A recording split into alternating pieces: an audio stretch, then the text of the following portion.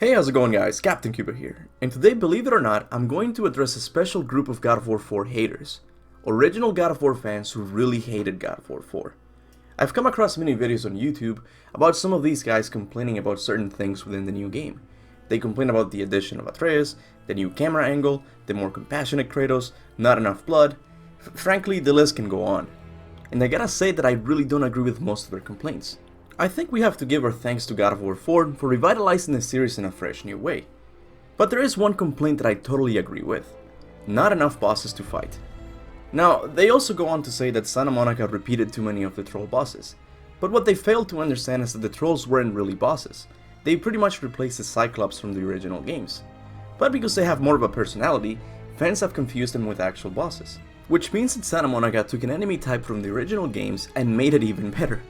Even though they have a misconception about the trolls, their complaint is still valid. There's a total number of 6 bosses in God of War 4. That is only 2 more bosses than God of War Ascension had. This is even more sad when you look at God of War 3 and realize that it has 8 boss battles, and they all feature unique ways to defeat them. This is something I truly miss from the original games in the series. I'm not complaining that the bosses we got were bad in any way. In fact, I thought they were really good, but a few more would have been welcomed. This was actually the original plan Cory Barlog had for his game.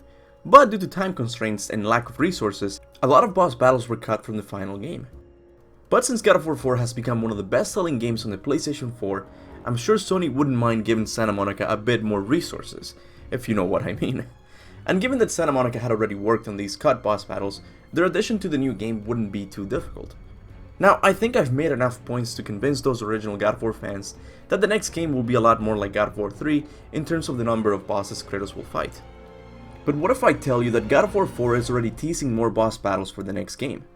As I'm sure you remember, Faye had Kratos destroy the magical stave of protection around their home.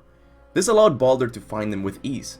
Later on, Freya decides to help Kratos with a magical rune capable of hiding Kratos and Atreus from the gods of Asgard. I know she referred to the gods of Asgard because at this point in the story, Freya didn't know Baldur was in Midgard. After this, Kratos and Atreus went on with their journey, but once they got to Tyr's temple, something interesting happened to Kratos' rune. What's going on? Trap! Father! One of the roots erased the rune. It is true that after this happened, Baldur was able to find them easily. But this also means that from this point on, Odin and the other Asgardian gods know exactly where Kratos is. I believe the reason Odin didn't send Thor and a few other Asgardian gods to kill Kratos right away is because he knows Baldur needs to die in order for Ragnarok to begin. Sure, this seems like a stupid plan, but in this way, Odin is in complete control. With that said, I believe Odin is terrified of Kratos because it's possible he might know what he did to the Greek pantheon. If you're interested in that topic, I recommend you watch this video. Now, since Kratos' protection rune was erased, I expect Odin to send a few more warriors during the events of God of War Ragnarok, which means a lot more bosses for us to fight. Who they will be, I will leave that up to you. I personally predict we will fight Thor, but not kill him, Heimdall, a giant who betrayed the giant race, Fenrir until he realizes Atreus is his father, Freya but not kill her, Freyr, Ullr, someone in the Greek pantheon, and of course whichever enemy takes the place of the Valkyries. Let me know if you want me to make a video explaining why I think we will fight these characters.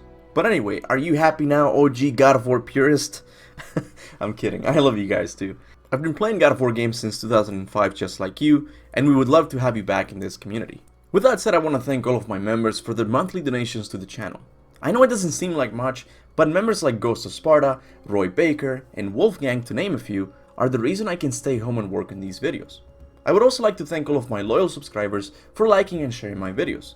And with that said, thanks for watching, and remember, go forth in the name of Ragnarok.